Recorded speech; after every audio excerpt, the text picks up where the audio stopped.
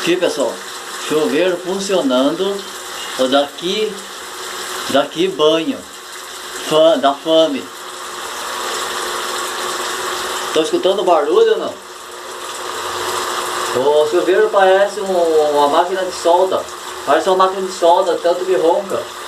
Eu nunca vi um chuveiro na minha vida roncar tanto. De todos os chuveiros que eu tive, nunca vi chuveiro roncar.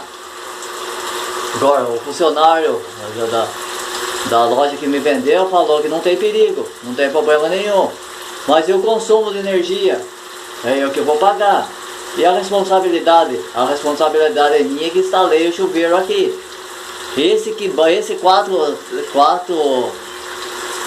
quatro regulagens que tem aqui, ó. Tem 4 regulagens aqui dentro, daqui banho, a Fama.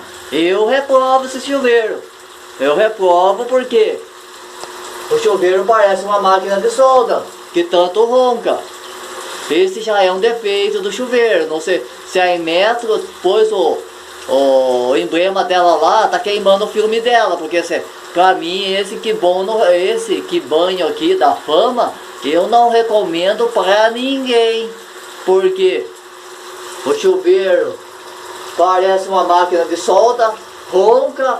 E ainda quando você vai comprar o chuveiro, eu paguei quase 70 pau, a resistência, o chuveiro tem 1 ano de garantia, mas a resistência não tem. Diz que a responsabilidade é da fábrica, quer dizer que eu vou ter que tirar o chuveiro, mandar para a fábrica daí, e vou ficar sem chuveiro na minha casa. Ah, faça meu favor, né? Então, eu não recomendo para ninguém esse chuveiro. Para ninguém, esse quatro estação aqui, ó, daqui banho, da Fame, uma porcaria de chuveiro. Parece uma máquina de solda o chuveiro. Tanto que hoje eu vou trocar esse chuveiro. Vou trocar, vou levar lá e vou destrocar essa merda aqui. Porque meu dinheiro não é capim pra pôr uma merda de chuveiro aqui na minha casa, sendo que eu trabalho. E só fica minha mulher e o filho dela aqui. De repente acontece alguma coisa aqui, eles não vão se responsabilizar. Então eu tô passando aí pras pessoas aí. Entre lá no meu canal, lá no Alerta Itapetininga, no YouTube. Nos meus canais lá, tem no YouTube, tenho o canal Higiene Inteligente Intelectual, Facebook, Instagram. Entre lá, dê um apoio aqui para esse canal crescer aqui em Itapetininga.